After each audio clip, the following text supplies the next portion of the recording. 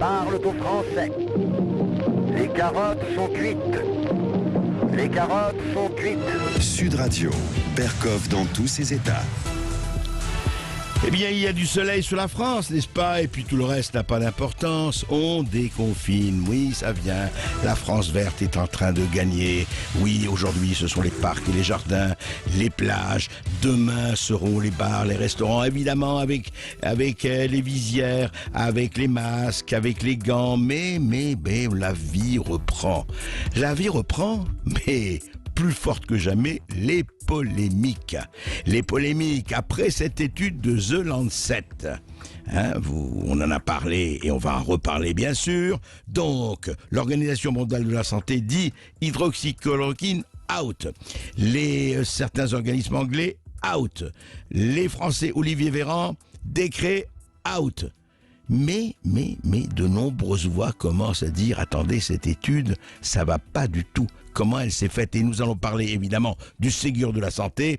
Et puis, dans la seconde partie de l'émission, nous allons recevoir quelqu'un que nous aimons beaucoup et vous aussi. C'est le député des Pyrénées-Atlantiques, Jean Lassalle. Il sort un livre, Résistant, et il a beaucoup de choses à nous dire. À tout de suite. Berkoff dans tous ses états. Le fait du jour. Armes chimiques ou bactériologiques, défie toutes les lois de la logique. Je vous dis science, sans conscience. Eh oui, c'est la grande question shakespearienne, c'est le dilemme. To be or not to be with the laboratoire pharmaceutique.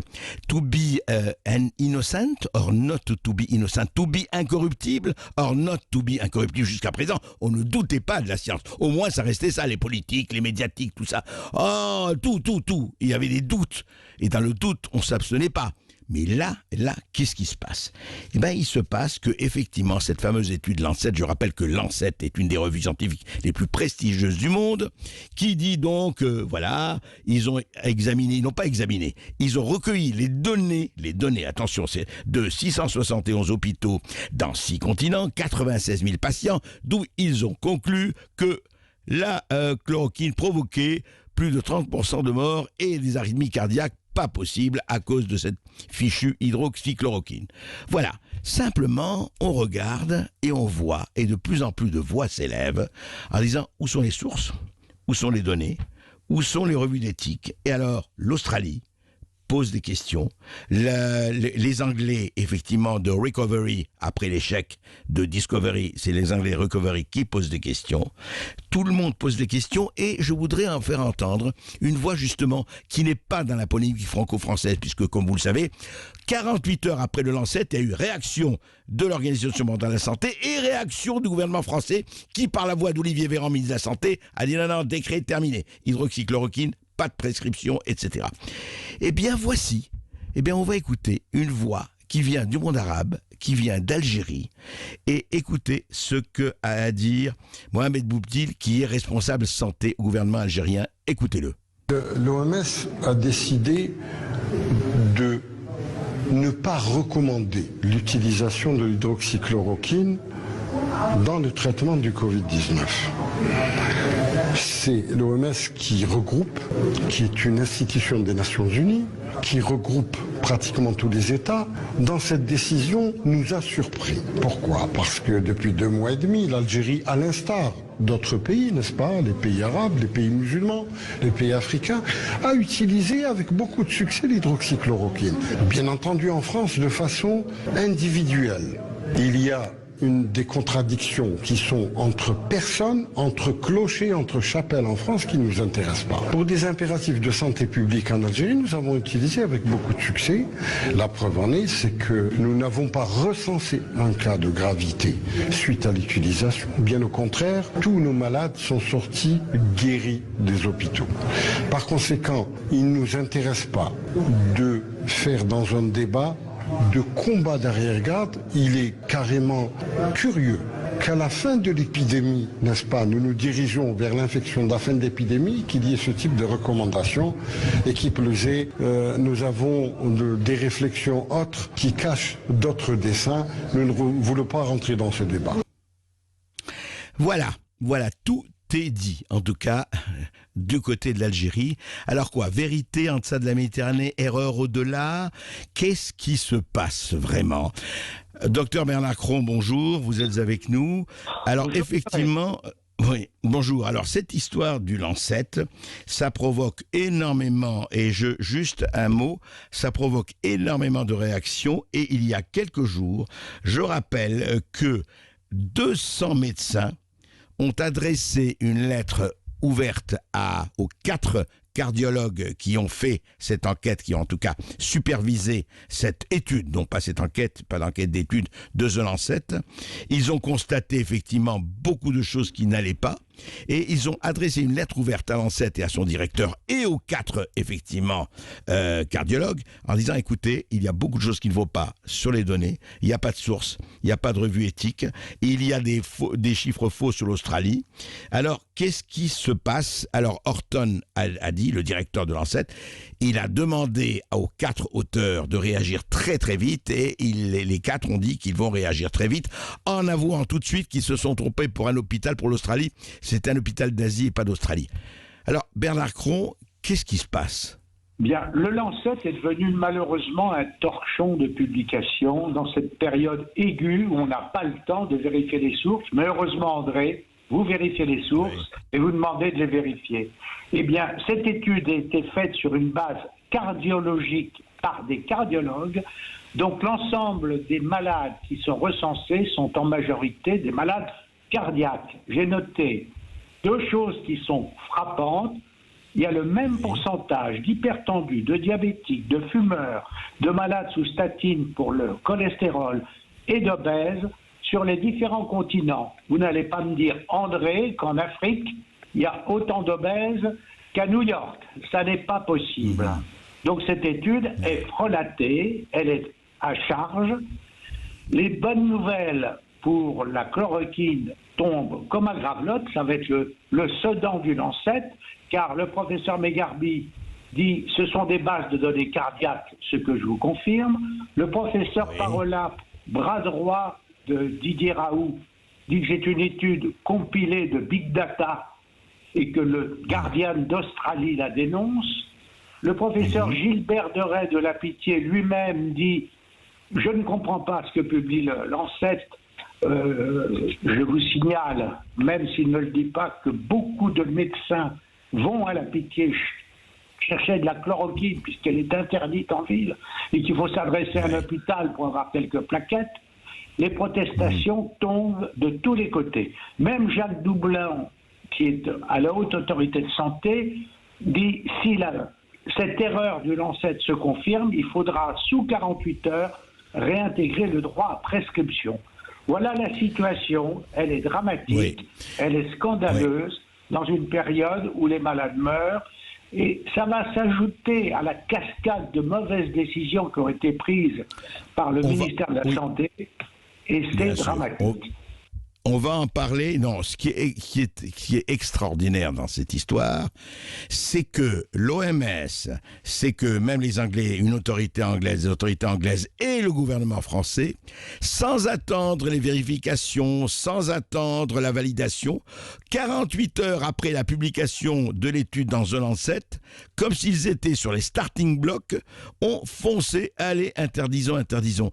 La question fondamentale repose, encore une fois, il y a la santé et le politique, c'est reposé. Mais enfin, d'abord, que fait ce conseil scientifique? Il y a 2 conseils scientifiques maintenant autour de Macron et autour du gouvernement. D'abord, qu'est-ce qu'ils font? Est-ce que c'est eux? Est-ce qu'ils ont dit, ah non, allez-y, c'est fini, le Lancet, c'est la Bible, donc, et on va y aller? Enfin, vous imaginez, on est dans cette période où effectivement, heureusement, la pandémie diminue un peu partout, mais enfin, elle est toujours là, les morts sont toujours là, et qu'est-ce qui se passe? Pourquoi cette extraordinaire, vraiment, mais je veux dire, focalisation sur l'hydroxychloroquine, enfin, ça devient ridicule, et encore une fois, on ne s'engage pas, nous, enfin, moi, je ne m'engage pas, vous êtes médecin, Bernard Cron, moi, je ne le suis pas, je ne parle pas de la validité de la chose, je parle du processus qui consiste à ceux qui sont en charge de nous gouverner, qui sont donc en charge de nous protéger, de prendre des décisions, mais comme ça, je veux dire quoi, c'est un délit de faciès chimique ou scientifique. André. Je pense qu'il y a deux choses derrière tout ça. Il y a d'abord un conflit d'intérêts avec Gilead et BlackRock qui sont actionnaires d'une Les enquête. laboratoires pharmaceutiques. Les laboratoires pharmaceutiques qui fabriquent le Remdesivir qui est prôné par l'OMS. Or, c'est un médicament cher qui ne marche pas. Il y a deuxièmement toutes ces études, Solidarity, Discovery, etc. Il faut savoir qu'on paye les médicaments pour faire l'étude, et quand les études ont été lancées, le Gilead, ses actions ont augmenté de 30% en bourse, mais ce sont des milliards de dollars que ça représente. Et puis deuxièmement, sauter cet opprobre, jeter ce doute en santé en période épidémique comme ça, c'est pour cacher toutes les errances, toutes les erreurs. Mettez pas de masque, ça sert à rien. Évidemment, on n'en avait pas. Bon, ne faites pas de tests, ils sont pas fiables. Évidemment, on n'en avait pas. Voilà, c'est un problème. Notre système de santé a survécu pendant cette crise, non pas comme un système, mais grâce au dévouement des médecins. L'hôpital n'a jamais si bien marché que grâce aux médecins qui ont tout remis en ordre pour pouvoir faire face à Et au personnel soignant. Et au personnel soignant. Le personnel soignant en particulier, même les femmes de chambre qui venaient nettoyer les malades Covid et les chambres Covid s'exposaient à cette maladie. Il y a eu 12 000 contaminés dans le personnel soignant, 40 médecins morts, qui n'avaient pas de masque. Alors tout ce scandale permet de cacher, c'est l'arbre qui cache la forêt, de l'incohérence du système de santé en France. Et quelle forêt, et ça vaut pas la forêt amazonienne, hélas, c'est fou. Alors Bernard Cron, continuons justement sur la santé avec ce fameux Ségur de la santé. De quoi s'agit-il? Puisqu'il est en train d'être lancé, on dit voilà, on sait très bien, Emmanuel Macron en a parlé, Édouard Philippe aussi, il faut réformer l'hôpital, on ne peut plus revenir comme avant, Covid-19 a eu lieu et il faut changer complètement de logiciel. Alors de quoi s'agit-il? Qu'est-ce que l'on compte faire? Il s'agit, comme c'était le Grenelle, de réunir un certain nombre d'acteurs pour réformer le système. Or, le Premier ministre a fait déjà une déclaration qui m'a beaucoup inquiété. Il faut renforcer la gouvernance. Mais ce système de santé est une catastrophe à cause de sa gouvernance. Les ARS sont incapables de dire ce qu'il faut faire parce qu'ils ne sont pas médecins. Ils n'ont pas commandé des masques. Ils ne savaient pas où étaient les masques des vieux stocks de masques. Rien ne fonctionne dans le système car il est suradministré. Alors, Olivier Grand a annoncé ce qu'il voulait faire. Oui. Je pense que c'est encore une étatisation de la santé, puisqu'ils ont repris Nicole Notta, qui soutenait en 1995 les ordonnances de Juppé. Alain Juppé lui-même a déclaré, quand il s'est présenté au présidentiel, qu'il s'était lourdement trompé à cette époque-là et qu'il le regrettait. Ouais. Il a fait amende honorable, mais c'est un peu tard, parce que le mal est fait. Le ministre de la Santé propose 4 piliers pour la réforme. On va en parler après cette petite pause. Restez avec nous, Bernard Cron, et évidemment, restez avec nous, auditeurs de Sud Radio, parce que tout ça n'est pas fini.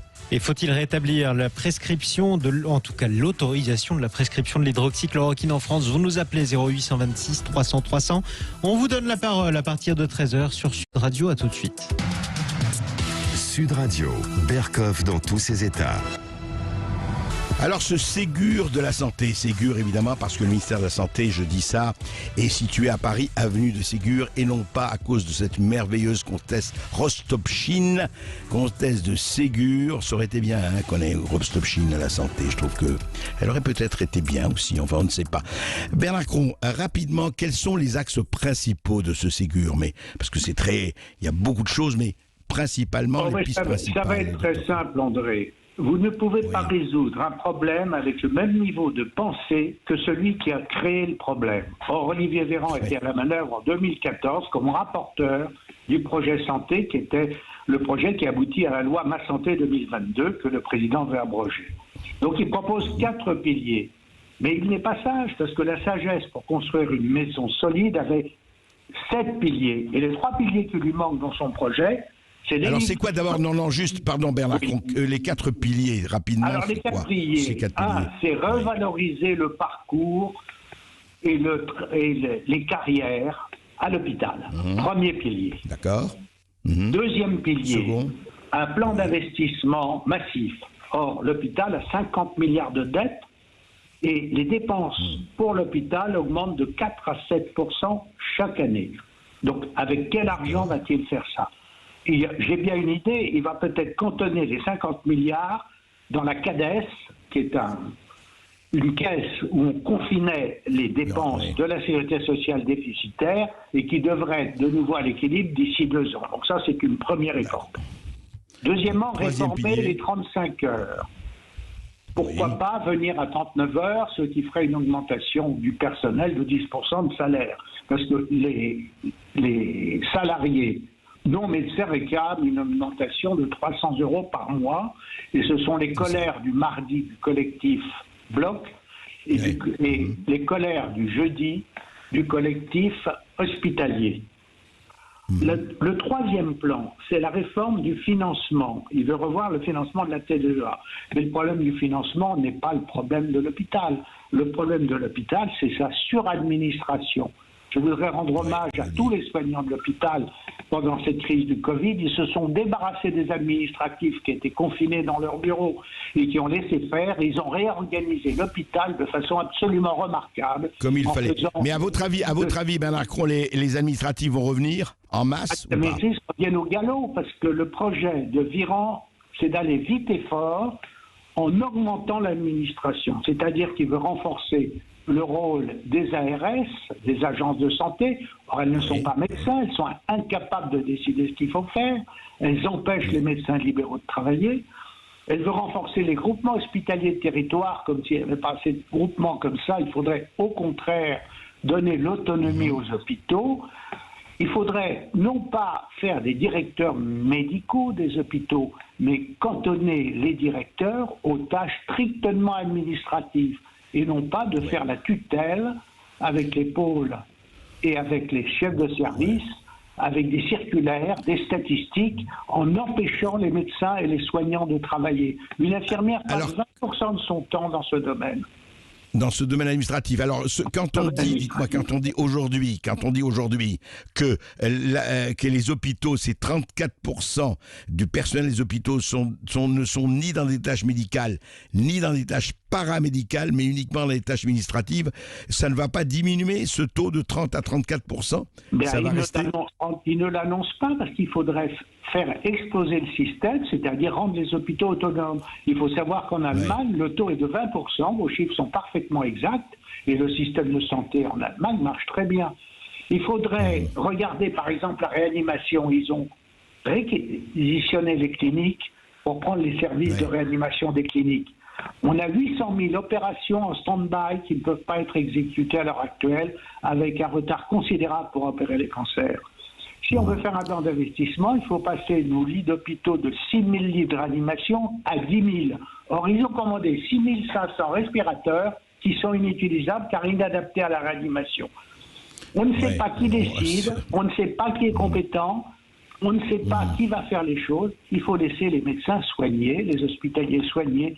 Les médecins et les soignants sont des grands garçons et nos infirmières, ce ne sont pas des petites filles modèles, mais ce sont des infirmières compétentes. Elles ne soignent pas le Covid avec des compresses, comme le proposait la comtesse de et du camphre. Merci beaucoup, merci Bernard Cron.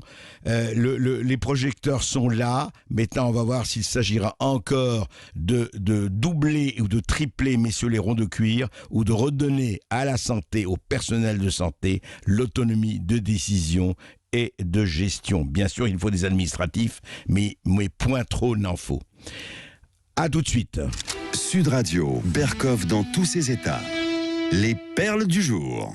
Oh, the dead don't die any more than you or I. They're just ghosts inside. Yeah. The dead don't dance. Les morts ne meurent pas. The dead don't die. C'est un merveilleux film de Jim Jarmusch. C'est la chanson qui est dans la bande originale. Eh bien, oui, c'est vrai. Et ça s'est vérifié. Et ça s'est vérifié, vous savez quand? Il y a même pas 2 semaines. Oui, vous savez qu'il y a eu la loi Avia, la controversée la loi Avia, qui donne effectivement aux plateformes, aux GAFA et autres, le monopole de savoir qui on va censurer ou pas. On va en reparler avec Donald Trump un peu plus tard, tout de suite. Mais c'est extraordinaire. Donc, il y a eu, effectivement, la loi Avia a été votée le 13 mai, a été très dénoncée par l'opposition. Elle a été votée, effectivement, par à 286 voix. Et dans ces 286 voix, il y avait celle du député Jean-François Césarini. Oui, absolument, très bien. Et puis, je rappelle que le vote était le 13 mai. Et on apprend que le député Jean-François Césarini s'est en effet éteint le 29 mars. C'est-à-dire 1 mois et demi, le pauvre, avant le vote. Alors, si au Palais Bourbon, on commence à faire voter les morts, c'est qu'il y a effectivement un progrès formidable dans cette République, quand même. C'est extraordinaire. Ou alors, le fantôme de Césarini est venu tourner la clé, je ne sais pas. Mais enfin, voilà. Et voilà. C'est un député de la République En Marche. Hein. Donc, voilà, effectivement, on commence à faire voter les morts. Ou alors, à ceux qui se posent toujours une question, y a-t-il une vie après la mort? Eh bien, la République En Marche a répondu, et Césarini, oui, puisque le vote a été comptabilisé sous son nom. C'est pas beau la vie? Mort, quoi qu'il en tout cas, c'est la mort. 0826 300 300. Est-ce que vous avez peur de cette fameuse loi Avia? C'est vrai, elle a été extrêmement contestée, notamment à l'Assemblée nationale. Vous nous appelez 0826 300 300. Sud Radio, Berkoff dans tous ses états. Je retourne ma veste, toujours du bon côté. Eh oui, l'immortelle chanson de Jacques Dutronc et de Jacques Lanzmann, l'opportuniste. Alors, je ne dirais pas que Agnès Buzyn est opportuniste. Je dirais que ça va plus loin. Alors donc, Agnès Buzyn se représente, voilà, elle est en campagne pour la mairie de Paris, au nom de... Très bien, elle est là, et elle revient Agnès Buzyn, après sa 3e position au premier tour, et pour le 28 juin prochain, elle se déclare prête. Mais attendez, il y a quand même un problème, là, on comprend pas. On ne comprend pas que la même Agnès Buzyn, qui était ministre de la Santé, qui nous a raconté tout ce qu'elle nous a raconté en janvier et février, qui nous a raconté tout cela. Écoutez ce qu'elle disait, par exemple. Il faut toujours se rappeler les choses, il ne faut pas les oublier, c'est pas loin. Écoutez. En termes de risque pour la France, des analyses de risque d'importation sont modélisées régulièrement par les équipes de recherche. Le risque d'importation de cas depuis Wuhan est modéré. Il est maintenant pratiquement nul puisque la ville, vous le savez, est isolée. Les risques de cas secondaires autour d'un cas importé sont très faibles et les risques de propagation du virus dans la population sont très faibles. Cela peut évoluer évidemment dans les prochains jours s'il apparaissait que plus de villes sont concernées en Chine ou plus de pays, notamment de pays de l'Union européenne. Alors ça, c'était le 24 janvier. Je le rappelle, le 24 janvier. Donc, le 15 mars, Benjamin Griveaux explose en vol, comme on sait. J'ai pas dit en viol, hein, mais en vol. Et puis, le lendemain, Agnès Buzyn prend la relève. Et elle s'entretient avec la journaliste du Monde, Ariane Chemin. Et elle rappelle quand même que quand j'ai quitté le ministère, je pleurais parce que je savais que la vague du tsunami était devant nous. Et elle avait prévenu très tôt Gilles Legendre, Édouard Philippe, etc., etc. Elle a même dit à Ariane Chemin, la journaliste, on aurait dû tout arrêter, c'était une mascarade. La dernière semaine a été un cauchemar, j'ai vécu cette campagne de manière dissociée. Mais attendez, je comprends pas là. Franchement, Agnès Buzyn est une femme honorable. En tout cas, c'est une femme intelligente, c'est une adulte vaccinée. Je comprends pas. Et elle se présente quand même, et elle se représente quand même. Mais qu'est-ce que ça veut dire? Après tout ce qui s'est passé, après ce qu'on sait, et on sait qu'on savait, enfin je veux dire, sur les masques, etc., on peut pas revenir là-dessus. Agnès Buzyn, je sais pas, moi je comprends pas. Là, c'est même pas une question de morale, c'est une question de pudeur. Où est la pudeur quand même? C'est pas possible. C'est très bien la détermination, tout ça. Qu'est-ce que ça veut dire? Quelle image de la politique, encore une fois, et il n'y a pas qu'elle, hein, il y a pire. Mais quelle image de la politique vous donnez? Quelle image de la politique vont ressentir les gens quand on voit cela après ce fabuleux bilan? Et vous dites encore, Agnès Buzyn, le gouvernement a merveilleusement géré la crise du coronavirus. Pourquoi? C'est pour vous protéger ensuite peut-être des plaintes. Je ne sais pas, je ne veux pas rentrer là-dedans. Mais quand même. Il y a quelque chose qui s'appelle, je ne sais pas moi, la cohérence peut-être. Mais enfin bon, voilà. Vous avez tout à fait le droit de vous présenter, c'est très bien. On a tout à fait le droit, nous, de rappeler un certain nombre de choses. Sud Radio, Berkoff dans tous ses états. Tais-toi, tais-toi, tais-toi, tais-toi. Eh oui, tais-toi, dit Zazie, tais-toi. Et oui, en ce moment, hein, quand même, c'est formidable. On a voté, comme vous savez, la loi Avia, on vient d'en parler. Et je rappelle très rapidement que la loi Avia, c'est pour contenir lutter contre les contenus de haine sur Internet. Mais alors, qui va décider? Ce n'est plus les juges comme avant, c'est les policiers, les plaintes, et puis les GAFA, c'est-à-dire les plateformes, les Facebook, les Instagram, les Twitter et compagnie, vont décider de qui est autorisé à libérer son expression, à parler ou autre. Eh bien, je vais vous dire, je suis quand même halluciné et un peu catastrophé que ce soit Donald Trump qui ait sorti un décret en disant non, ça suffit, parce que lui-même, évidemment, a été censuré sur Twitter, où demain on a dit ah oui, c'est pas tout à fait vrai. Et il dit ah bon, si c'est comme ça, alors qu'est-ce qu'on fait? Eh bien, écoutez, on va limiter effectivement le pouvoir des plateformes. Que ce soit un Donald Trump et pas un président français ou belge ou australien ou anglais ou autre qui n'ait pas dit attendez, depuis quand les plateformes qui sont des instruments, qui sont des relais, doivent décider de la liberté d'expression? C'est quand même formidable. Je comprends qu'il y ait des appels à la haine qui doivent être censurés. Je comprends qu'à ce moment-là, qu'il y ait des juges qui disent non, c'est tout de suite. Sinon, vous êtes taxé à 1 million, effectivement. 1 million, 1,5 million d'euros. Que vont faire les plateformes? Eh ben, elles vont devenir docteur Ciseaux, bien sûr. Et il faut qu'un Donald Trump nous rappelle que la liberté d'expression ne se divise pas. Eh ben, écoutez, ça ne me réjouit pas vraiment, et je ne crois pas que ça vous réjouit non plus, auditeurs de Sud Radio. Sud Radio, Berkoff dans tous ses états. Le face-à-face. Tout de suite, on accueille l'invité d'André Berkoff, Jean Lassalle, député des Pyrénées-Atlantiques et auteur de ce livre « Aurore du crépuscule, résistons ». C'est publié au Cherche Midi. Jean Lassalle, bonjour. Bonjour, cher André Berkoff. Quel rayon de soleil.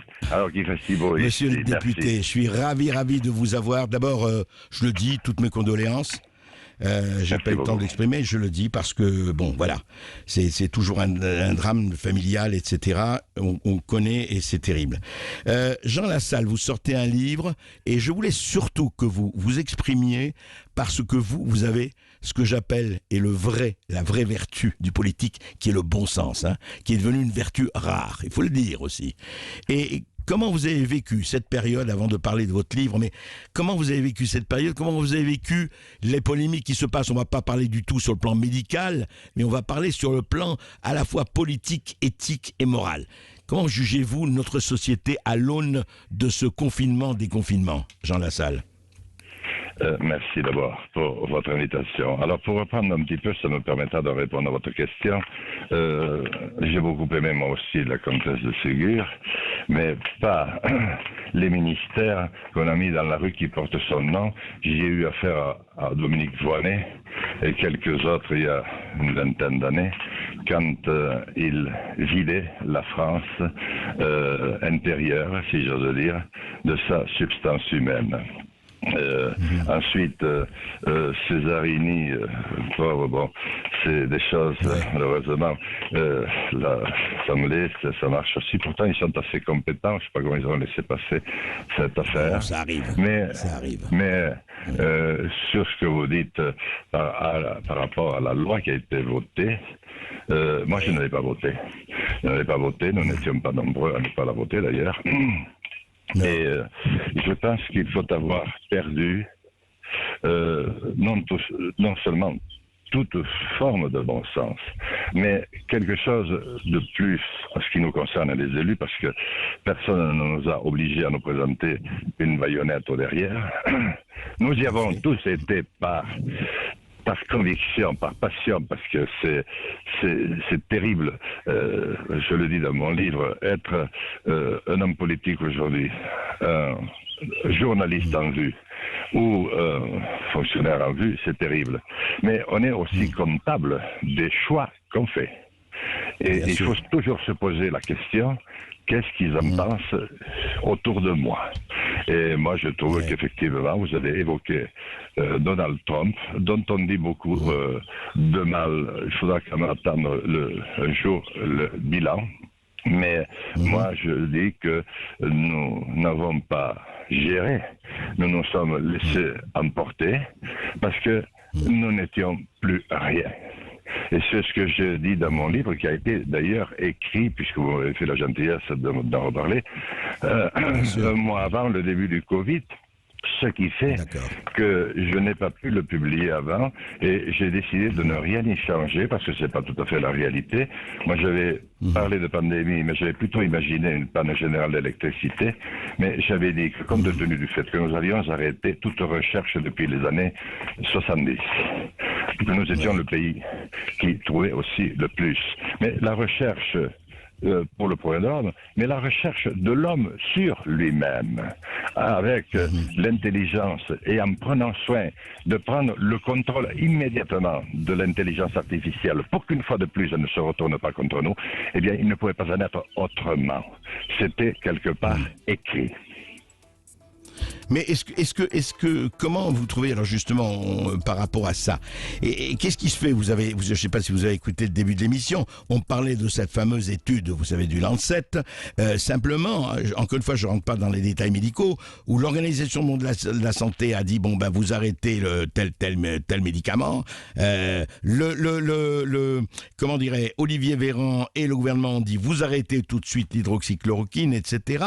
C'est-à-dire qu'on a l'impression que les décisions, et on ne parle pas des masques, on ne parle pas des respirateurs, on ne parle pas de tout ce qui s'est passé, et puis on a parlé aussi d'Agnès Buzyn, quand même, qui était ministre de la Santé jusqu'au 8 mars, jusqu'au 15 mars, enfin jusqu'au 8 mars, et on ne comprend pas, je veux dire, qui gère quoi, qui a conscience de quoi et qui a les notions sur quoi. On sait très bien, on ne leur demande pas de prévoir la pandémie, mais enfin, comment on gouverne, c'est vraiment la question, et je parle à l'élu du peuple. C'est-à-dire, je dois dire un mot sur Agnès Buzyn, qui a remplacé au pied levé Benjamin Grivois. Bon, il fallait trouver quelque chose ce jour-là parce que c'était accablant et moi j'ai pensé qu'il fallait faire un brin d'humour. Voilà, mais Agnès Buzyn, mais effectivement, comment ose-t-elle? Je suis d'accord, mais il faut quand même aussi le dire. Elle se représentait de nouveau à la mairie de Paris. Mais qui gouvernait? Mais personne. Strictement personne, comme personne ne gouverne d'ailleurs depuis une petite vingtaine d'années.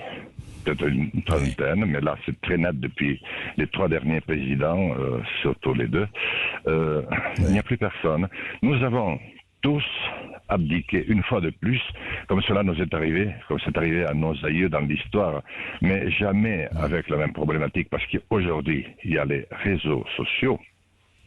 Nous avons tous abdiqué devant un capitalisme fou furieux, comme d'autres abdiquèrent longtemps devant un communisme fou furieux, qui détruisait l'homme.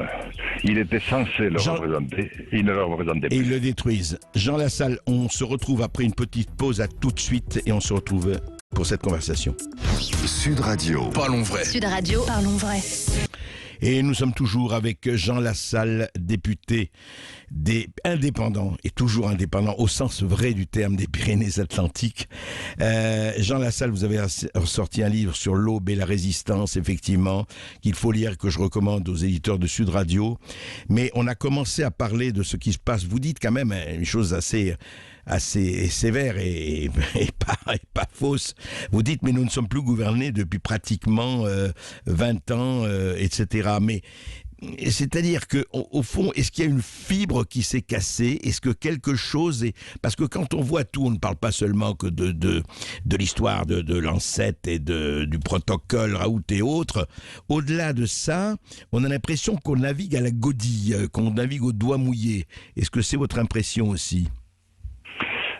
Tout à fait, cher André. Mais, vous savez, nos aïeux, il n'y a pas si longtemps, ont été sidérés par des situations qui s'installaient. Je pense que entre 1930 et 1939, ils n'étaient pas beaucoup plus brillants que nous aujourd'hui, et ils n'avaient pas la moindre idée de là où ils allaient. Lorsque Jules Romain écrit comme un appel, un SOS 1913. Depuis 1890, en gros, la France ne savait pas jusqu'à 1913 du tout où elle allait. On peut regarder encore et regarder tout ce qui a été écrit à la fin du 18e, non seulement ici, mais aux États-Unis, c'est assez étonnant, pour savoir qu'il y avait un tel effet de sidération devant le fait que plus rien ne fonctionne comme avant, qu'au fond, personne ne se sentait. Donc c'est une affaire qui vient d'assez longtemps. Moi, je la fais remonter à la chute du mur de Berlin. C'est extraordinaire, parce que ce que les vivants n'avaient pas imaginé, tellement on avait vu Moscou briser, Budapest briser... Toutes les velléités d'opposition de l'Europe de l'Est, oui, bien sûr. Et puis, un jour, ça tombe comme sur un château de paille. Et là, à ce moment-là, c'est le modèle qui gagne sur le système. Nous étions encore un modèle. Qu'est-ce que c'est un modèle? Un modèle, c'est un modèle démocratique. Il y en a eu beaucoup avant nous, il y en aura certainement. Et progressivement, nous nous sommes transformés en système. Nous avons adopté, pour faire court, un peu le système américain du mauvais côté. C'est-à-dire, je te prends parce que j'ai plus d'argent que toi, je t'absorbe parce que j'ai plus, puis ensuite je délocalise, ensuite je détruis. Quand j'ai fait ma grève de la faim, on a vu ma grève de la faim. On a dit, ce pauvre couillon, qu'est-ce qu'il fait pas pour défendre une usine? Mais je défendais mon usine parce que c'était une usine à très haute technologie que j'avais eu la chance de faire venir dans ma vallée et qui la faisait vivre. Mais dans le même temps, on a perdu, au cours de ces 10 années, 400 000 entreprises en France. Et aller à Branche, aller au Creusot, aller partout, vous connaissez l'histoire mieux que moi, on ne s'en est jamais rétabli. Et d'ailleurs, en France, on est incapable aujourd'hui de fabriquer une boîte. Et même un fusil, il faut les faire venir d'ailleurs. Vous voyez ce que je veux dire? Donc, on s'est perdu. Et il ne s'est pas trouvé de groupe. Je pense qu'un homme seul ne peut pas. Il faut qu'il y ait un groupe, un collectif, pas que politique, un collectif de conscience qui disent, bon, écoutez, regardez où nous en sommes. Parce qu'au fond, c'est pas les avertissements qui nous ont manqué, ni à la France ni au monde. Les trois faits majeurs qui se produisent, mais ils se produisent avec des faits, des éléments rudimentaires. C'est pas les armes les plus sophistiquées du monde qui font tomber les deux tours jumelles à New York. C'est des rasoirs, et c'est des rasoirs et un couteau. Le gilet jaune fout la France par-dessus, cul par-dessus tête. Bon, ils ont trouvé le moyen, bien sûr, mais il a fallu un an pour qu'ils trouvent le moyen. Oui. Pardon, restez avec nous. On doit. Il y a l'époque. On arrive aux informations. Restez avec nous. On va reprendre dans quelques moments, dans quelques minutes, ce passionnant entretien. À tout de suite. 0826 300 300. Vous nous appelez, vous prenez la parole. André Berkoff vous donne la parole à partir de 13h15. On se retrouve juste après les informations pour retrouver Jean Lassalle. À tout de suite sur Sud Radio. Et Jean Lassalle, ce n'est pas par hasard, vous le savez, qu'on a choisi pour cette émission le générique de Radio Londres. Et vous parliez justement dans votre livre de résistance. Mais alors aujourd'hui, Jean Lassalle, au-delà, comment on peut s'organiser? Parce que c'est une question que beaucoup de nos auditeurs à Sud Radio et ailleurs nous posent. Ils disent, bon, très bien, on voit les choses, on est en train, alors sans être des Gaulois réfractaires, évidemment, on s'indigne, tout ça, mais ça, c'est très bien. Mais au-delà de ça, que faire, comme disait un certain Vladimir Ilitch Lénine? Qu'est-ce qu'on fait aujourd'hui, en juin 2020? Jean Lassalle. Écoutez, ça me paraît très important, prendre 30 secondes pour dire aux auditeurs que rarement un indicatif est tombé aussi juste que le vôtre. Mais pas aujourd'hui. Depuis que vous faites votre émission. Alors aujourd'hui, c'est vrai qu'il résonne d'un accent particulier. Bien, qu'est-ce qu'il faut faire? Je pense qu'il faut faire ce que vous continuez à faire. Vous avez commencé, et je connais les lazzis sur lesquels vous avez commencé, alors que vous êtes des plus grands lettrés de notre pays, que vous avez derrière vous, sans compter ce qui vous attend, un sens de la vie et une humanité qu'on ne retrouve pas beaucoup. Je pense qu'il faut d'abord continuer cette émission. Ensuite, je crois qu'il il faut se retrouver au plus près de soi. Se retrouver, si c'est possible, c'est parfois très difficile, en famille. Parce qu'on a vu pendant cette période combien ça pouvait être cruel et à vrai dire insupportable. Et d'ailleurs, beaucoup ne l'ont pas supporté. Mais il ne faut pas que ceux à qui ça arrive culpabilisent. C'est le système nous détruisant, qu'il a voulu. Donc je pense qu'il faut commencer au niveau de ses proches, pas à peine vouloir inventer la lampe à huile. Il faut ensuite le faire au niveau des amis. Il faut renforcer la relation, ne pas laisser perdre le contact avec des amis que nous avons eus, avec qui nous avons partagé à un certain moment.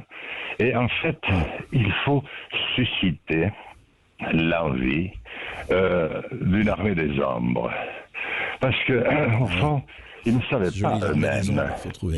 Ils ne savaient pas eux-mêmes ce qu'ils attendaient, ni ce qu'ils allaient faire. Ils n'en avaient pas, mais vraiment idée. Et les choix, d'ailleurs, se sont faits parfois sur un rien, sur un malentendu, sur une incompréhension. Donc, je crois qu'il faut savoir que toute information que nous recevons, hormis la vôtre, et de très rares vos collègues, est biaisée, qu'il n'y a aucun sondage d'opinion de juste. D'ailleurs, Winston Churchill n'avait pas attendu aujourd'hui pour dire je ne crois qu'au sondage d'opinion que j'ai trafiqué moi-même. Donc, ça veut dire que la confiance qu'on peut leur accorder, quand on sait qu'ils appartiennent tous aux géants, même pas français, mais des plus grandes puissances financières, qui ne les payent pas pour payer des sondeurs, ils n'en ont à peu près rien à faire, mais parce que ça leur donne un pouvoir d'influence, et c'est la même chose pour les grands médias. Je pense par exemple au Monde, je pense même au Figaro, alors je vous passe un certain nombre de radios, et même de télévision, et même de télévision publique, qui n'a plus de public que le nom. Donc je crois qu'il faut tranquillement s'inspirer du passé. Ça prend un petit peu de temps, mais moi j'ai vu dans les dernières manifestations, j'avais fait celle des Gilets jaunes, et celle de la CGT, qui est beaucoup y allait d'ailleurs, ils n'avaient jamais été CGTistes de leur vie. J'ai vu des hommes et des femmes qui ne rentraient plus chez eux. Ils sont en attente d'autres choses, mais auxquelles ils veulent participer. Et je pense que c'est tout simplement une reprise en charge de chacun d'entre nous par nous, qui on peut peut-être lire. C'est pas très, au fond, c'est pas un effort extraordinaire que de regarder quelques films qui sont admirablement faits sur les époques dont je vous parlais tout à l'heure, ni quelques livres. Vous savez, vous lisez John Steinbeck, Les raisins de la colère, déjà ça vous fixe sur les campagnes et sur ce que peut donner. Donc, faisons des choses simples, parce que les choses compliquées, on ne sait pas les faire, et on ne peut pas les inventer. En fait, ce que vous dites, Jean Lassalle... Oui. Non, juste un mot, ce que vous dites, Jean Lassalle, c'est fondamental, je trouve. Vous dites il faut réhabiter sa terre. Quand je dis sa terre familiale, sa terre intérieure, il faut réhabiter en poète, quoi. Il faut réhabiter au sens de reprendre l'habitation, reprendre le territoire, reprendre la maison. C'est un peu ça, ce que vous dites? Oui, et même son appartement au 20e étage d'une banlieue. Il n'y a pas de fatalité au malheur. On n'est pas obligé de la vivre, mais bon, c'est pas facile parce que nous avons divers niveaux aujourd'hui de culture dans un mélange invraisemblable où la République a totalement failli, dans l'instruction publique, dans le savoir, etc. Donc il faut repartir modestement, et puis il faut que ceux qui ont quelque chose à dire, d'une manière ou d'une autre, trouve le moyen de le dire. Et ça, comme vous le faites, c'est énorme. Oui. Comme vous le faites. Merci beaucoup. Merci Jean Lassalle. Merci de votre témoignage et surtout ce livre très, très, très, qui vient très à propos sur l'aube et sur la résistance qui paraît au Cherche Midi À très vite. Aurore ou crépuscule, résistons. C'est le titre de l'ouvrage de Jean Lassalle, publié au Cherche Midi. Vous nous appelez 0826 300 300. Tout de suite, nous donnons la parole à Yves, qui nous appelle des Hautes-Pyrénées. Allô, oui, bonjour. Bonjour. Je voudrais dire merci d'abord à André Berkoff et à Sud Radio pour un grand souffle dans le débat public. Je voudrais dire merci à Jean Lassalle qui fait circuler un souffle de bon sens sur les chemins de France, de Navarre, de l'Assemblée nationale. Et je voudrais préciser 3 choses. D'abord, je suis un scientifique, mais je ne m'interdis pas le bon sens. Deuxième chose, je sais très bien que la science et le bon sens ne sont pas toujours d'accord. Mais il faut rappeler qu'il y a un point capital sur lequel il y a accord. Et je vais le résumer comme ça. Une affaire aboutit d'autant mieux qu'elle est bien engagée au départ. Quand il s'agit de science, une recherche cadrée en dépit du bon sens ne peut pas aboutir sur une connaissance fiable. Conclusion, ce qui est très préoccupant aujourd'hui pour les citoyens, c'est qu'on va engager une réforme du monde de la santé sur une fracture entre sens et bon sens, science et connaissance pratique. D'accord. Préciser, vous voulez dire que on est en train de restructurer, par exemple, ce qu'on veut faire avec le Ségur de la santé, etc. Vous dites qu'en fait, le politique, je parle en général, hein, pas de droite et de gauche, Yves, vous dites qu'en fait, le politique, quand il veut gérer, ne part pas peut-être du bon sens, et surtout en ce qui concerne la science, qui est quand même, la science, c'est 2 + 2 = 4 aussi. Ce n'est pas une planète métaphysique. Alors, moi, on ne peut pas développer, si vous voulez, en quelques secondes là, à l'antenne, mais je pense que les politiques, un petit peu, les stratégies qui ont été cadrées dès le départ sur l'affaire du virus, si vous voulez,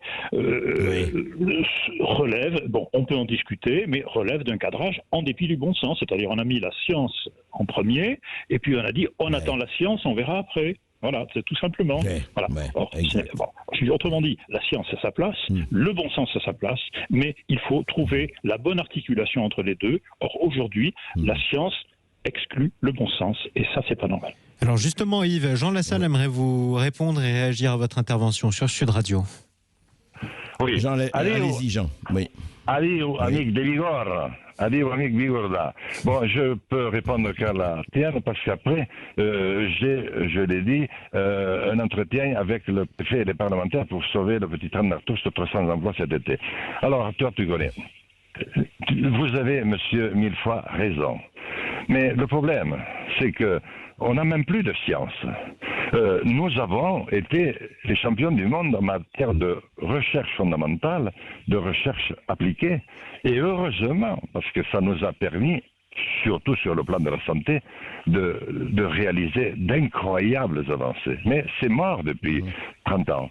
Mais dans le même temps, ce que vous dites si justement qu'il faudrait lier, c'est-à-dire même pas les lier, mais que ça ne forme qu'un, l'expertise personnelle de chacun des enseignants, de celui qui est tous les jours au contact de la vie et de la mort et de l'incertitude, et que celui-là soit de nouveau remis à son niveau, c'est-à-dire le niveau de l'homme expert, celui qui peut. Donc il faut relancer les deux, vous avez 1000 fois raison, mais ça, on ne peut pas le décréter, c'est le bon sens qui doit revenir. Arrêtez de fermer ces hôpitaux partout comme nous l'avons fait, ces maternités avec une inhumanité qui fait froid dans le dos. Les femmes accouchent maintenant comme au début du siècle dernier sur le bord des routes, on ne les compte plus, et fermer, voilà. Donc je pense que vous avez 1000 fois raison, je voulais aller totalement dans votre sens, et je suis totalement d'accord sur ce que vous dites de l'émission d'André Berkoff.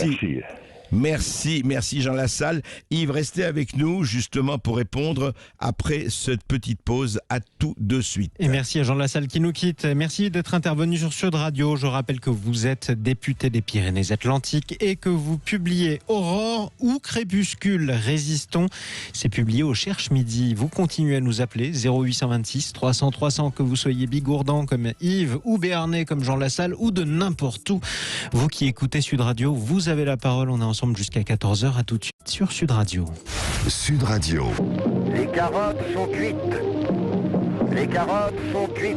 Sud Radio. Berkoff dans tous ses états. Et nous retrouvons Yves qui reste avec nous, le bigoudin, c'est ça? Vous êtes... Non, mon cher André, c'est la Bigorre, Bigourdan dans les Hautes. La Bigorre, là, j'ai entendu bigoudin. Non, Bigourdan, c'est loin, mais c'est un beau pays. Oui, je sais, c'est de l'autre côté, je sais. C'est pour ça que j'avais entendu bigoudin, j'ai pas articulé. Non, mais tout va bien, Jean-Marie. Yves, alors, on peut... un bigourdan né à Pau, quand même. Non, je voulais juste rajouter un mot, et puis après, j'ai plus rien à dire. Le mot symbiose. Il faut retrouver un peu le sens des symbioses et le sens des complémentarités, tout simplement. Voilà. Ouais. Mais vaste programme, mais vous avez raison. Oui. Merci Yves. Merci. D'accord. Jean-Marie, à nous. Alors, à nous, justement. Merci en tout cas, Yves, de nous avoir appelés. Mouad nous appelle de Paris au 0826 300 300. Ouais. Bonjour Mouad. Ah, Jean, pardonnez-moi, alors j'ai une erreur. Il y a eu un changement entre-temps. Bon. Jean nous appelle de Paris. Bonjour à vous, Jean. Ah bon, très bien. À vous, Jean. Alors, on a un problème avec Jean. Est-ce qu'on a retrouvé Jean? Bonjour à vous, Jean. Alors, Jean, vous êtes des Landes. Il y a la friture sur la ligne. C'est autant pour moi, chers amis. Ne faites comme si je n'avais rien dit. On va dans les Landes avec le plus grand plaisir au 0826 300 300. Jean, vous êtes en direct sur Sud Radio en compagnie d'André Berkoff. Merci beaucoup, merci. Bonjour Monsieur Berkoff, bonjour à tous. Bonjour Jean. Merci pour votre émission et évidemment je suis vraiment surpris qu'une radio puisse nous donner la parole aussi facilement.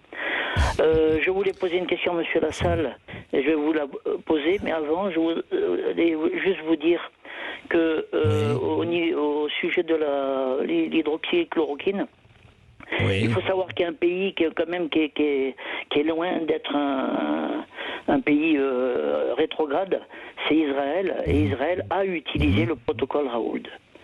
Voilà, je voulais juste dire ça. Et je voulais poser une question à Monsieur Lassalle. Je vous la pose, Monsieur Berkoff.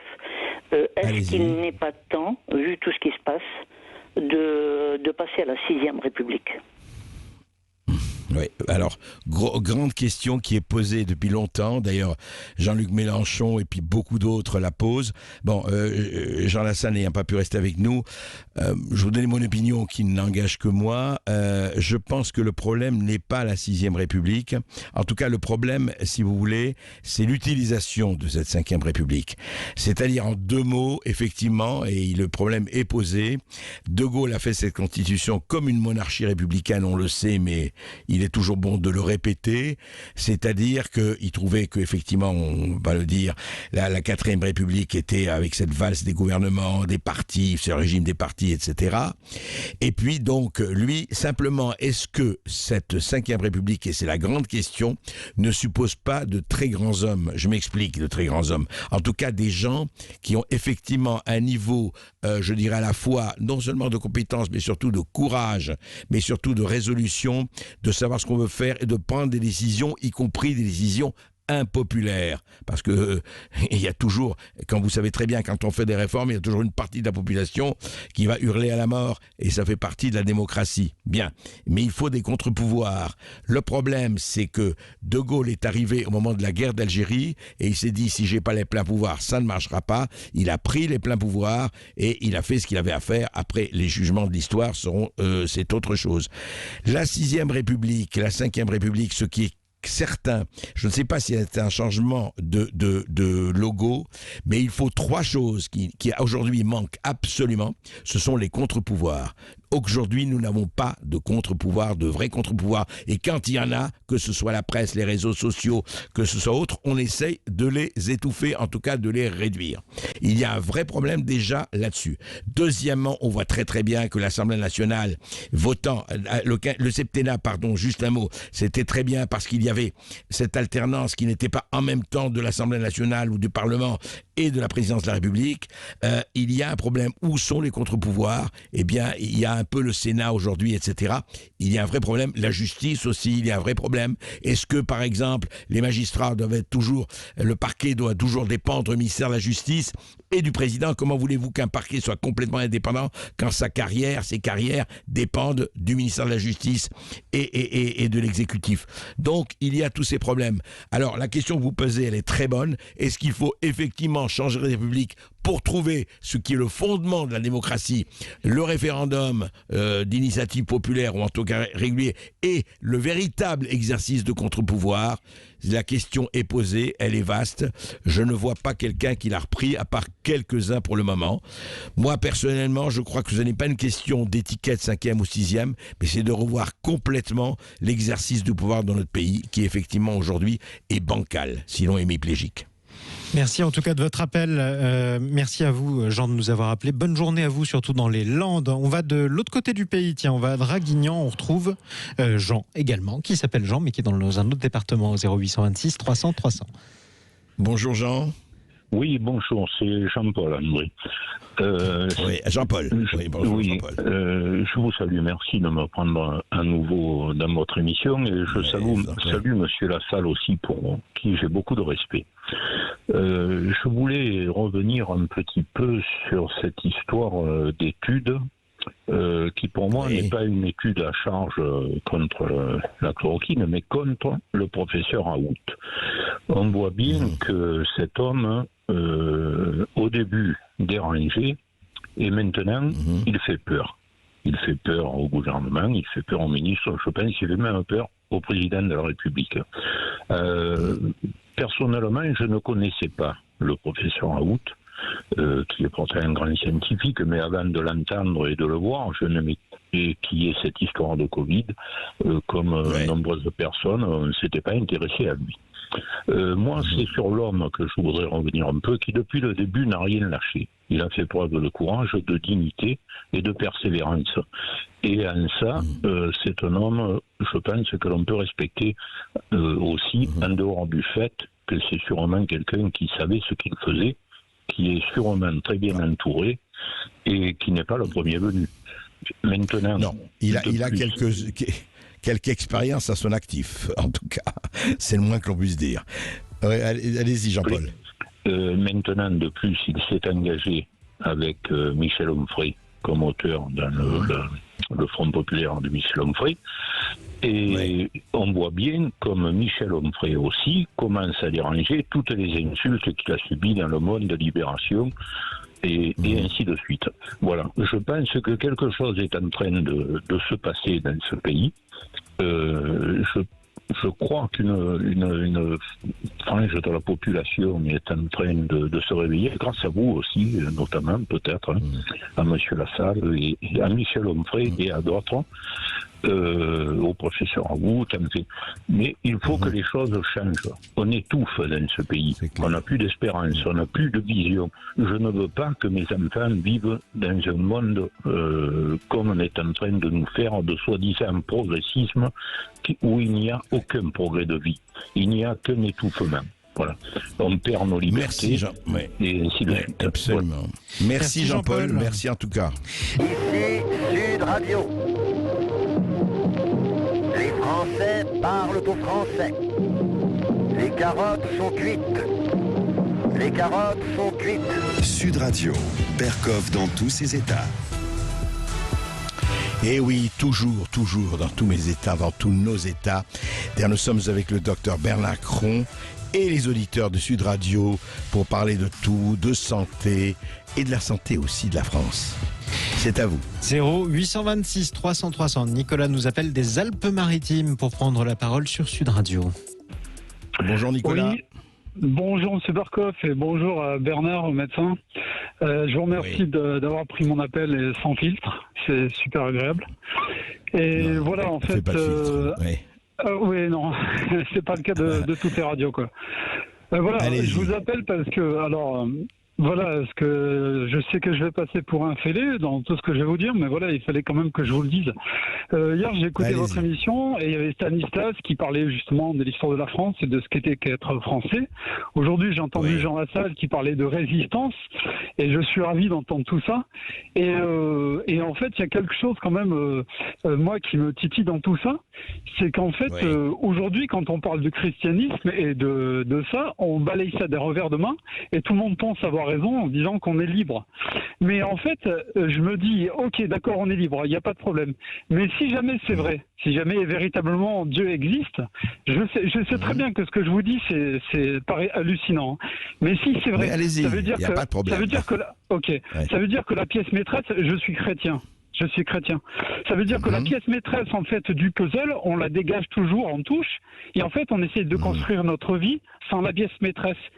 En fait, tout à l'heure, j'entends un de vos auditeurs qui dit « Ah, il faudrait faire la 6e République ». Ouais, d'accord, sauf que toutes ces choses-là, on n'y a pas accès. On ne peut pas le faire, je veux dire, voilà, il faut que ça vienne de... Ou alors, il faut qu'il y ait un collectif qui se crée. Mais le fait de se retourner, de se retourner vraiment vers le Christ, là, c'est quelque chose que tout le monde peut faire. Et je parle pas de quelque chose de tradit, parce que je suis pas tradit. Je suis tombé bien bas dans la drogue et dans pas mal de trucs. Et en fait, ma conversion vient d'expériences, de choses qui sont palpables. Alors après, libre à chacun de penser que c'est vrai ou que c'est faux, ce qui est tout à fait normal. Je veux dire. Mais voilà, mais je voulais quand même apporter mon témoignage. Voilà, simplement quoi, dire. Mais je vais vous dire, d'abord, respect pour ce que vous avez à dire et pour vos opinions et pour vos croyances. Moi, je ne crois pas vraiment que quiconque doit balayé à partir du moment où il n'a pas un message de haine, un message de négation, doit être écarté. Maintenant, je crois que si on veut avancer, vous savez, bon, alors ça, c'est effectivement la liberté et les certitudes de chacun, les croyances de chacun, c'est-à-dire, et encore une fois, dans le plus grand respect, c'est que ça ne pourra marcher, je crois, que si, vous savez, c'était un poème d'Aragon, on peut penser ce qu'on veut d'Aragon, il avait écrit pendant la Résistance, la rose et le réséda, celui qui croyait au ciel et celui qui n'y croyait pas. Et je pense qu'aujourd'hui, comme il y a peut-être 70 ans ou plus, je pense que ça ne pourra se faire que par les hommes de bonne volonté, et non pas dans le côté angélique, simplement, ou Yukaidi, Yukaïda, tout le monde il est beau, tout le monde il est gentil, mais que justement, que chacun s'accepte, que le croyant et le non-croyant s'acceptent, qu'il ne passe pas son énergie à nier l'autre justement parce qu'il est différent, et c'est ça qui tue aujourd'hui, c'est cette espèce de communautarisme total, de fragmentation de chacun dans son archipel, dans son clan, dans sa tribu, dans son petit truc, et il est là où il joue aux victimes ou aux bourreaux, etc. Non, je crois que je vois très bien ce que vous voulez dire, et si vous avez été, ou le sentiment d'avoir été sauvé par ça et pris par ça, et c'est formidable, et d'autres qui ne croient pas et qui ont d'autres pièces du puzzle qui manquent, mais dans d'autres domaines, eh bien, ils peuvent tout à fait, sur un certain nombre de choses, pour avancer le pays, ou pour avancer même leur communauté, pour avancer eux-mêmes, eh ben, on s'allie au sens de l'alliance, au bon sens du terme. Qu'est-ce que vous en pensez ? Alors oui, moi je sais pas. Alors c'est très fort en fait, c'est très costaud ce que vous dites. Je pense qu'il faut être solide. Moi c'est pas mon cas. Je pense que c'est une possibilité pour des gens qui sont vraiment solides, qui ont de grandes compétences. Et voilà. Moi c'est pas mon cas. Moi je suis juste un petit mec, un petit facteur qui fait juste simplement son boulot. Et je sais que j'y arrive pas sans ma vie de foi et sans mon cheminement. Formidable. Et voilà. Et je dois dire que voilà, quand on rencontre une perle comme ça sur son chemin, un trésor, ben c'est vrai qu'on a envie de le partager. Après voilà, c'est sûr que voilà, dans l'église, ben il y a des trucs belles et des trucs beaux et des trucs moches, comme dans tout quoi, comme dans toutes les histoires.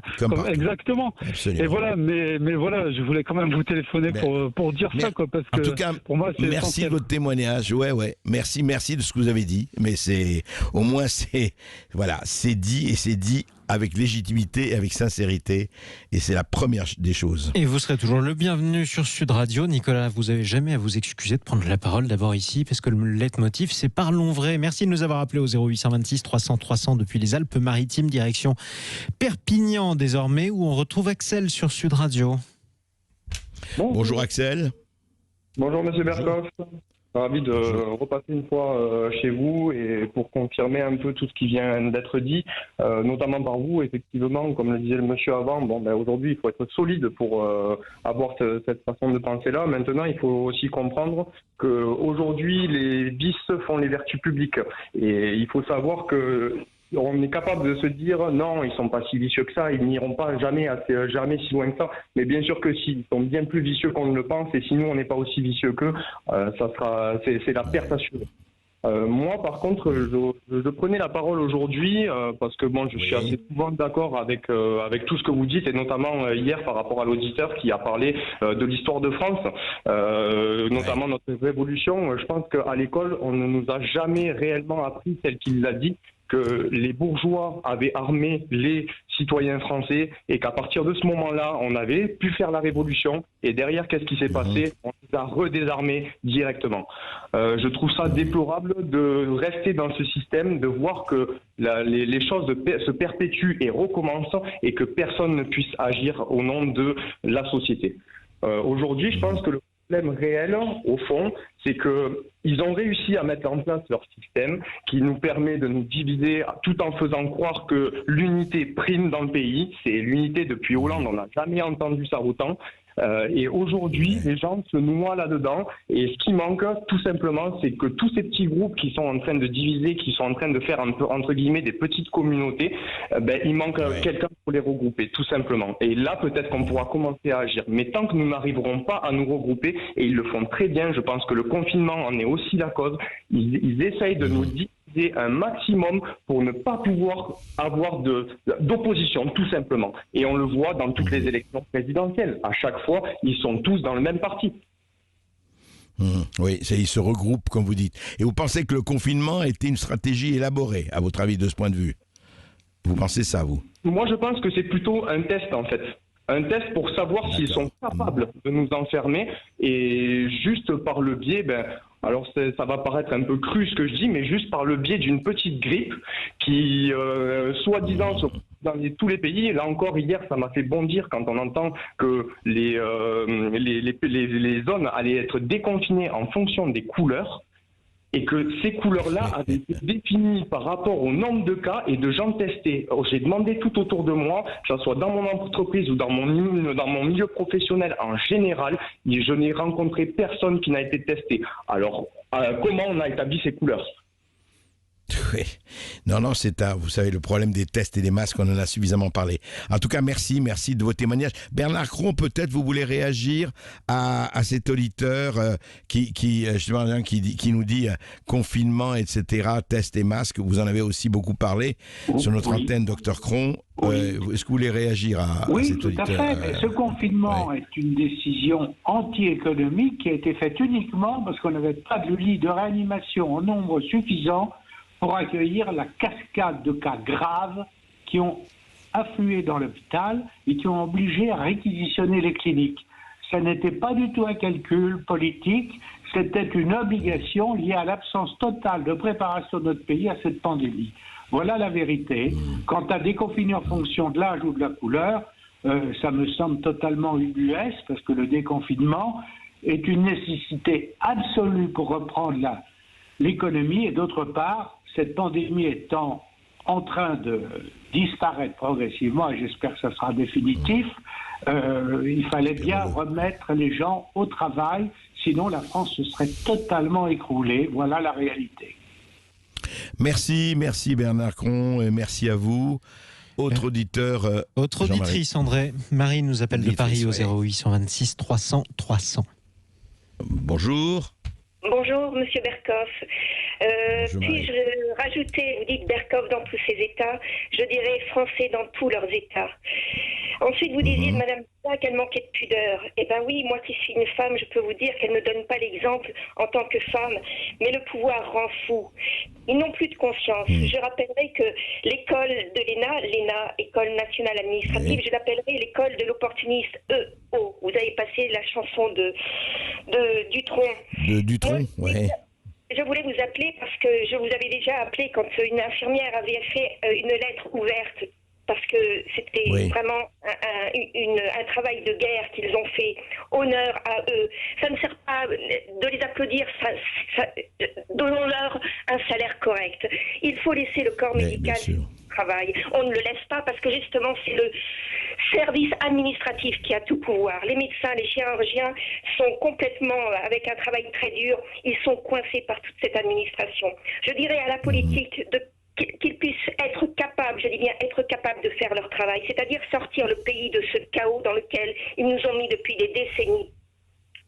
c'est-à-dire sur le plan économique et social, c'est-à-dire de sortir pas seulement les grandes industries, mais toutes ces entreprises qui travaillent dur et qui permettent justement de montrer que les Français font de belles choses et des choses tout à fait honorables. Et je terminerai par ceci avec tous les auditeurs, et je salue bien sûr le médecin, le docteur Cron, et je salue monsieur Lassalle, c'est-à-dire que nous devons rester unis. L'union fait la force. Ils veulent diviser, eh bien il faut leur montrer que ce qu'ils ont fait depuis plusieurs décennies, que nous allons prendre notre courage en main. Merci Monsieur Berkoff pour votre émission, merci à tous les autres. Nous devons rester calmes, sereins, avoir du bon sens et surtout ne pas baisser les bras. Merci Monsieur Berkoff. Eh bien, merci vraiment, merci Marie. Je crois que si effectivement des millions de Français, je pense comme vous, j'en suis même persuadé, et à un moment donné, peut-être ce que Jean Lassalle appelait l'armée des ombres, vous savez, c'était l'armée de la résistance dans les années 40, eh bien cette armée des ombres, elle me paraît de plus en plus nombreuse. On va voir ce que ça va donner, et en tout cas, merci pour vos propos. 0826 300 300, on redescend à Bordeaux, on retrouve Delphine sur Sud Radio. Bonjour Delphine. Delphine est-elle en ligne? Alors Delphine a un problème de téléphone manifestement, mais écoutez, nous sommes toujours en direct avec Bernard Cron de l'Académie de chirurgie sur Sud Radio. Bernard, Bernard, quand vous voyez un peu les auditeurs, ils sont vraiment très remontés. Hein, et c'est, je vous le dis ça parce que vous venez souvent dans l'émission, mais je peux vous dire que c'est chaque jour comme ça. Il y a vraiment quelque chose qui, je dirais même pas du ras-le-bol ou du rejet, il y a quelque chose de très profond, c'est-à-dire qu'ils ont envie de quelque chose, on sent ça, mais on sent ça dans tous les domaines, sur n'importe quelle question qui est abordée, on sent cette envie d'autre chose et ce rejet de toutes ces compromissions et de ces navigations aux doigts mouillés, etc. Et on se dit, bon, quoi faire? C'est toujours le que faire, hein, on revient toujours à ça. Mais pourquoi faire, en fait, c'est pour avoir le pouvoir. Pour pouvoir avoir le pouvoir, on n'a plus d'homme d'État, parce qu'un homme d'État, c'est une vision à 30 ans. De Gaulle avait une vision d'homme d'État, il y en a eu d'autres, mais ils sont rares, il y en a un par siècle. Et actuellement, la vision des hommes, c'est diviser la population pour gagner la prochaine élection. Je rends hommage aux auditeurs qui se sont rendus compte que les soignants se sont dévoués pendant cette période, avec beaucoup de sacrifices, beaucoup de malades, beaucoup de difficultés. Certains n'osaient même plus rentrer chez eux pour pas contaminer leur famille et rester à l'hôpital ou dans les EHPAD. L'État jacobin a multiplié ses agences et ses administrations, et les gens qui ont fait des études supérieures à ceux de l'ENA, puisque je rappelle toujours qu'un chirurgien, c'est l'étude de l'ENA, plus Polytechnique, plus Centrale, puisque c'est 14 ans d'études, et en fait c'est une étude toute sa vie, puisque grâce à vos émissions, André, je continue d'apprendre énormément de choses, puisque je passe plusieurs heures par jour sur les sujets que nous traitons pour ne pas dire de bêtises. Et si j'en ai dit, je vous prie de m'en excuser, mais je pense que je n'en ai pas dit encore beaucoup. Il faut qu'on relaisse les gens, les entrepreneurs, les soignants, soigner l'administration, qu'elle reste chez elle. On n'a pas besoin d'elle. Je disais toujours, je ne donne même pas à un énarque de me dire comment je dois tenir mon bistouri pour opérer. Merci Bernard Cron, restez avec nous sur Sud Radio. On a retrouvé Delphine au 0826 300 300, on lui donnera la parole dans quelques instants. Delphine qui nous appelle de Bordeaux. Berkoff reste dans tous ses états, on est ensemble jusqu'à 14h sur Sud Radio. Vous avez encore le temps de nous appeler pour prendre la parole au 0826 300 300. N'hésitez pas, à tout de suite sur Sud Radio. Sud Radio, c'est vous qui en parlez le mieux. Merci infiniment et j'écoute quasiment tous les jours, donc c'est carrément une religion. Sud Radio, parlons vrai. Encore plus de choix, plus de services et plus de place. Le 20 mai, venez vivre en grand toutes vos passions nature. Votre magasin Terréo de Pau en Nouvelle-Aquitaine déménage et vous accueille dans un espace 2 fois plus grand. 1200 mètres carrés entièrement dédiés aux chasseurs, pêcheurs, passionnés de nature et d'animaux. Et désormais aussi à tous les cavaliers.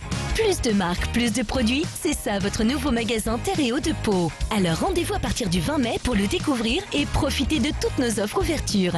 Terréo Pau à Sercastet. Je dis oui pour une nouvelle voiture et des offres très performantes. Je dis oui à la reprise et au financement. Je dis oui à 2 Bar Automobile. 2 Bar Automobile, votre distributeur multimarque depuis 1996. Toutes vos agences sur 2barautomobile.com. On ne va pas chez 2 Bar par hasard. 2 Bar Automobile, partenaire du rugby sur Sud Radio. Sud Radio. Dans les Landes, À Mimizan. sur 103.9.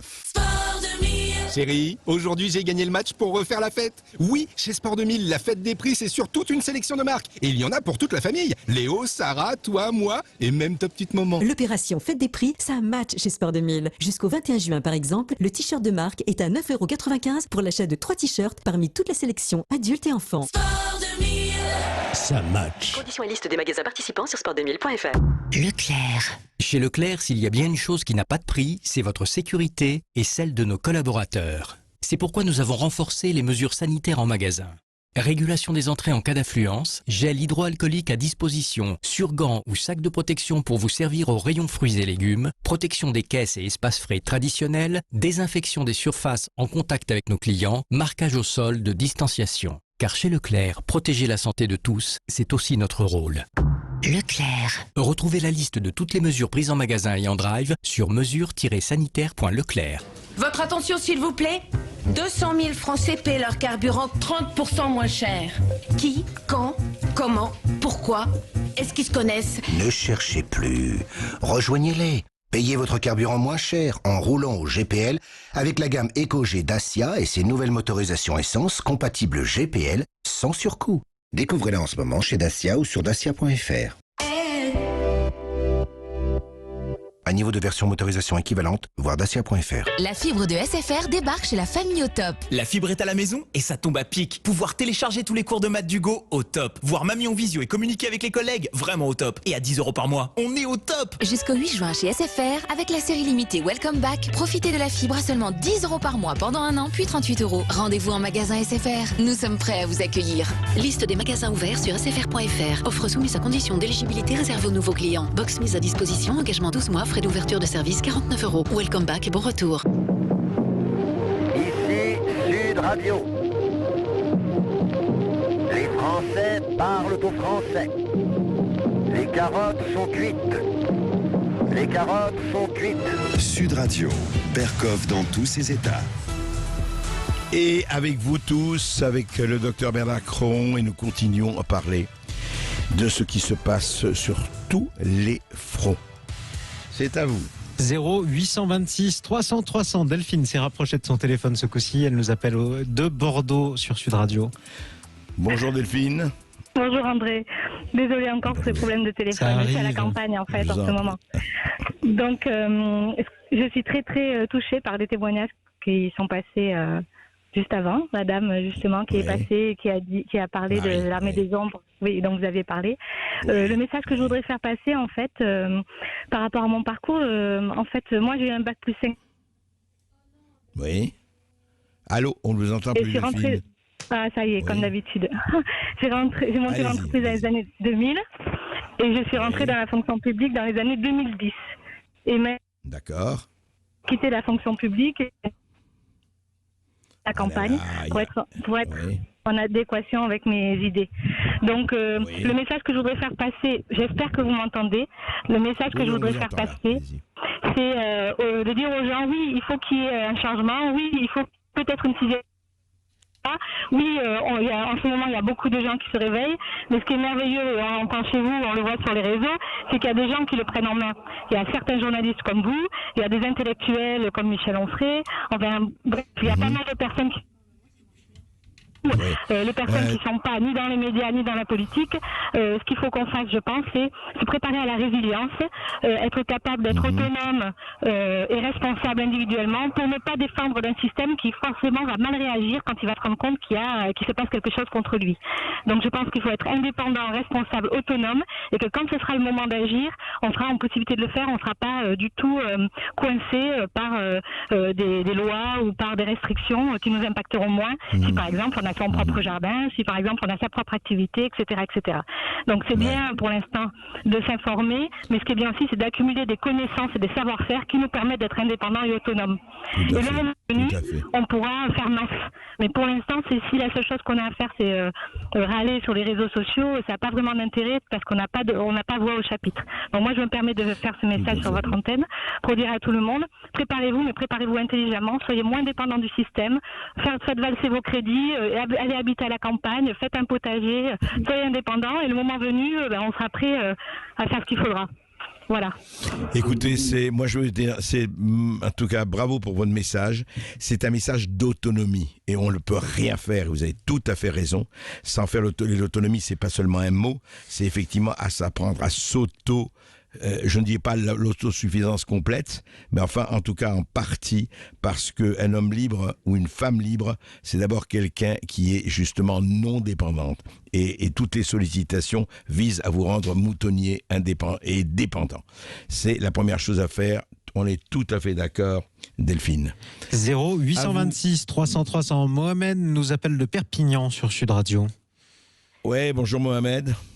Oui, bonjour Monsieur Berkov, bonjour à votre invité, aux auditeurs. Voilà, je vous appelle au sujet du traitement de Monsieur Raoult. Bon, je suis la chloroquine, on en parle beaucoup, je connais rien, je suis ni pour ni contre. J'essaie de comprendre tout simplement. Je me suis aperçu que il y a pas mal de pays qui vont à l'encontre de ce que propose l'OMS en disant nous on applique, on donne la chloroquine. Je vois l'Algérie, le Maroc, le Tchad, le Mali. Ce que je comprends pas, et quand je regarde un petit peu ces pays, je m'aperçois que ces pays, je suis persuadé qu'ils sont de très bons scientifiques, mais il n'y en a aucun qui est en train de préparer un vaccin ou un nouveau médicament. Je m'aperçois que c'est des pays qui font avec ce qui existe, ils essaient de faire au mieux. Et ce que je ne comprends pas, comment nous, en Europe et en Asie et en Amérique, tous les pays qui sont en train de préparer de nouveaux médicaments, voire un vaccin, comment ils laissent une population un petit peu comme ça devant cette maladie, ou ce qu'on s'y prend à temps, peut-être avec un traitement comme propose M. Raoult, on peut arriver à quelque chose. C'est ma première... Oui, juste un mot, Mohamed, là-dessus. Nous avons, au début de l'émission, enfin en première partie de l'émission, nous avons nous avons diffusé un sonore d'un responsable algérien de la santé qui effectivement expliquait très bien que en Algérie, je vais vous dire, ils ont 630 morts. 630 morts. Et l'Algérie, c'est pas un petit pays. Et il disait, mais nous, on applique l'hydroxychloroquine, nous, comme le Maroc, Tunisie, comme d'autres pays. Et il dit, ça marche bien. Et nous, c'est pas parce que l'OMS a dit qu'il fallait plus l'utiliser, ou la France avait dit qu'il n'allait plus l'utiliser, qu'on va le faire. Et vous pointez le doigt sur le problème, effectivement, que des pays n'ont pas besoin, effectivement, de médicaments à $3,000 et l'injection ou autre pour arriver. C'est vraiment le problème. Bernard Cron, est-ce que ce n'est pas aussi, justement, on parlait de ça et Mohamed vient de le dire, est-ce que c'est pas un problème, effectivement, de conflit d'intérêts, quoi, vraiment? Mohamed a parfaitement raison. Nous avons dans les médicaments et dans le générique à peu près tout ce qu'il faut pour soigner, et c'est d'ailleurs le raisonnement du professeur Raoult, qui est un non-conformiste, qui dit, moi, je soigne les gens avec ce qui existe. La chloroquine est un anti-inflammatoire et une action antivirale in vitro. L'azithromycine, une action antivirale et antibactérienne. J'associe les deux et je fais un électrocardiogramme avant. Il a publié une étude extrêmement importante qui montre que ça semble marcher. Je dis bien ça semble parce que pour une maladie qui guérit spontanément à 90%, c'est très difficile de démontrer si un traitement est plus efficace. Et c'est le grand drame de l'OMS et des études Discovery ou Solidarité, etc., c'est de ne pas avoir comparé les antiviraux aux traitements proposés par le professeur Raoult. Vous avez peut-être peur que ça montre que les antiviraux ne marchent pas. Le remdesivir ne marche pas et ça coûte très cher puisque l'étude Discovery, c'est 5 000 € par patient et le laboratoire vend ces médicaments, il ne les donne pas gratuitement. Voilà la situation. Et donc beaucoup de pays, les pays du Maghreb, dont le Maroc en particulier, puisqu'il y a de mes amis conseillers du roi du Maroc, Israël et d'autres pays comme la Corée du Sud ont eu beaucoup moins de morts que la France et ils n'ont pas vraiment confiné, ou alors un confinement a été très sélectif. Voilà la vérité dans l'état actuel de la science. Oui, voilà. Mohamed, vous aviez un mot à ajouter ? Oui, M. Berkoff, chapeau bas au personnel soignant.